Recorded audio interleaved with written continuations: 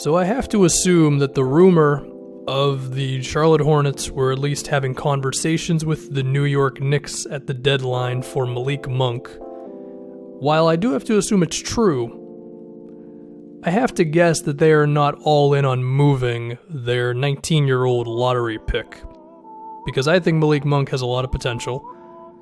I think he has had the classic 19-year-old hasn't really had the opportunity type of season, especially with a head coach like Steve Clifford. I know Clifford hasn't been coaching the team the entire season. He was out for some time. I don't really remember the reason, but still, he's been on a team that has been all about winning this year, and it, of course, hasn't been working out. But let's talk about Malik Monk a bit. Number one, do I think the Hornets ever actually trade the guy? No, I don't think he gets moved. I think he's going to be on this team for a very long time, and they just basically said to the Knicks, so, if we offered you Malik Monk, how close would that get us to Porzingis? 0.1%? Okay, thanks. I have to assume it was something like that. Maybe not Porzingis, of course, but whatever. Maybe draft picks, that sort of thing. But I think they're all in on Monk. You have to be, right? Because you see his scoring potential and the shooting and his ball handling, and there's no way you can think that he cannot be good. Now let's talk about just the season that he's having. I mean, first and foremost, Steve Clifford's the type of coach where he wants to win, okay? He wants to win. This organization wants to win. They're totally fine with just being the 5th seed. Partially because they are not the best when it comes to attendance. They're 20th in the NBA right now in attendance. Last season they were 17th. Year before that they were 18th, and that was the year they won the 48 games, and they went to the playoffs, and they only were 18th. So they're trying to sell tickets, And entrusting more of your offense in your rookie, who's 19 years old, might not always lead to that sort of thing. Some other things with Monk, he just really hasn't had consistent minutes. He basically played consistently for the first 10 games of this season, where he was a pretty okay three-point shooter. His immediate start to the season wasn't the best. He shot 28% from 3 in October. But then in November, he actually shot 42% from outside, including a 5 for 13 game against the Knicks, and, the big Bucks game he had, that was in there as well. So he had his moments early on in the year. But basically since November 15th, his minutes have nosedived, to the point now where he's had some DNPs, and he's also had a lot of games where he's played 6 minutes, 5 minutes, that sort of thing. You can't be pulling a guy in and out of the lineup like that, playing one game, not playing the next. Even when he does play, it's not that much. You can't do that to a 19-year-old and expect him to be good. It's just not going to happen, right? Now, has his defense been rough? I mean, sure, but again, what 19-year-old doesn't suck on defense, It's what you sign up for. I think the signs are all there for Malik Monk. I really do. I think he just was on track to have one of those rookie seasons where there's going to be some ups, there's going to be some downs, but you see the ups and you say, oh yeah, this guy can be something. I mean, hell, Jamal Murray was not a good shooter last season at all, and his entire thing going into the NBA was, oh yeah, this dude can be an outside shooter, he can create his own shots, he can have pull-up threes, he can hit contested threes.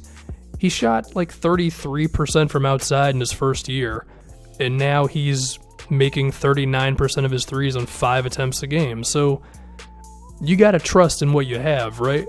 But I think the Hornets, they have a stubborn head coach, and they want to win, right? And if I can go deeper into Malik Monk and just talk about what I see from him as a player, to me, he reminds me of Ben Gordon. One, because he's 6'3". I'm pretty sure Ben Gordon was around that same height as well. And I think he has a lot of similarities in the sense of he can be a spot shooter, spread the floor, be in the corner, that sort of stuff. He can come off of screens, catch the ball, and then turn towards the basket real quick and shoot it. He's got a quick release, which helps him out because he's a little bit shorter. The other thing is, of course, the ball handling and how he can create his own three-pointers as well on pull-ups and contested shots and basically everything I just said about Jamal Murray. But the reason why he reminds me of Ben Gordon so much, I think, is because he's going to have that shoot-first mentality, which will sometimes be great. The best example of that being this season against the Bucks, where he just made everything in the fourth quarter, and he basically won the game for the Hornets. But then there's going to be those other games where he takes a lot of shots that are not really the best shots, earlier in the shot clock, guy in his face, or somewhat contested, choosing to shoot a three-pointer as opposed to moving the ball around, which could annoy you sometimes, but I think the good stuff would outweigh the bad stuff with that. But, Ben Gordon was kind of similar in that sense. And then the other thing is, while I think Monk can make plays for others, I don't think he's ever going to be like this big assist guy. He's a shoot-first kind of dude, and if you leave someone wide open, depending on when you time the help, I think there is a chance that Monk could not recognize that he's got a wide open shooter somewhere. Like he'll set it in his mind that he's going to score, and he's going to commit to that, which might not always be the best for the team. And he can grow at that stuff, but a lot of that reminds me of Ben Gordon. I guess you could compare him to Jamal Murray as well, given the height. I think that's a fair comparison as well. I should say, I do think he'll still be like an okay playmaker, 3 to 5 assists sort of deal. Kind of like Bradley Beal with his passing, which is still a fine player. I mean, if he can be a high teens, low 20s kind of scorer and then have the occasional game where he just nails like 9 3-pointers, yeah, you're good with that. So, we shouldn't go nuts just because he's not having the best rookie season. Another thing we should talk about actually with this Hornets team, which is kind of funny, is I say all these things about, oh yeah, they're trying to win and all that. I mean, the guys that they're playing over him are not that good. Like Michael Carter-Williams is potentially the worst player in the NBA right now, getting actual minutes, right? He's shooting 32% from the field, 27% from 3. I'm pretty sure his turnover percentage is worse than his assist percentage.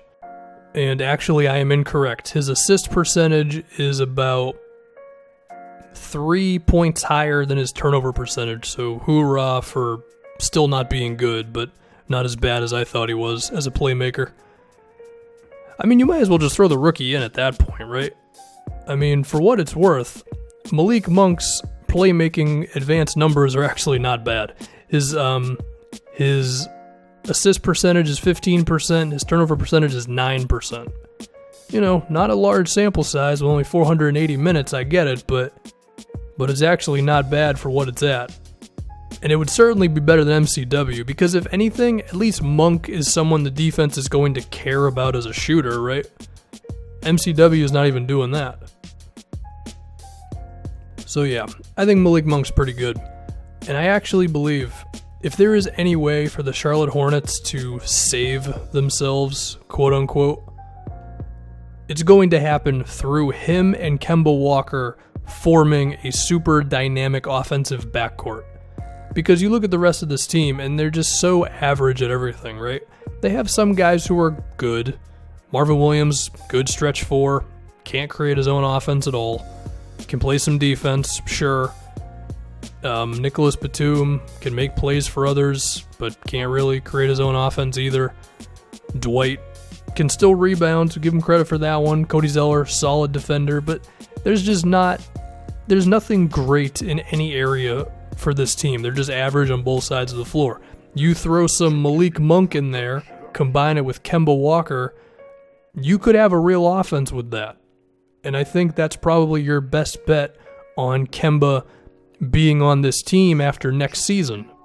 So you better just embrace what you got going on with Malik. I mean, if I can be honest here, if you really wanted to get nuts with this team, and I think it's fair to have this thinking, given that this team is just, I mean, they're the definition of mediocrity, would be to just get an influx of like Jeremy Lamb and Malik Monk in there and just get yourself some more shooting, right? I know Jeremy Lamb's outside shot has been disappointing in the NBA, but He's showing some life this season at least, and I think he can do some stuff off the dribble and all that.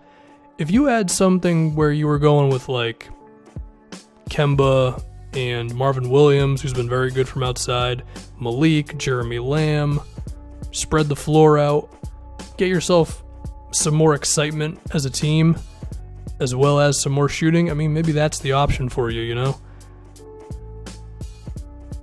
Because given this team's salary situation, they don't have a whole lot of options, so you might as well embrace the 19-year-old who was a lights-out three-point shooter in college. Anyway, I think I've made my point pretty clear at this point. Play the rookie is basically what it is. Don't trade him, please. And yeah, I think Monk's good. I think he's got a lot of scoring abilities, and I think he's going to put up a lot of points in the NBA. You know what's crazy? In the first 10 games, he put up 73s. So he was not messing around. He was hoisting them things up from day one. I respect it. I think Steve Clifford probably got freaked out by it, though. Anyway, that's going to do it. Malik Monk, Charlotte Hornets. Shout out to Dwayne Bacon, and that's it.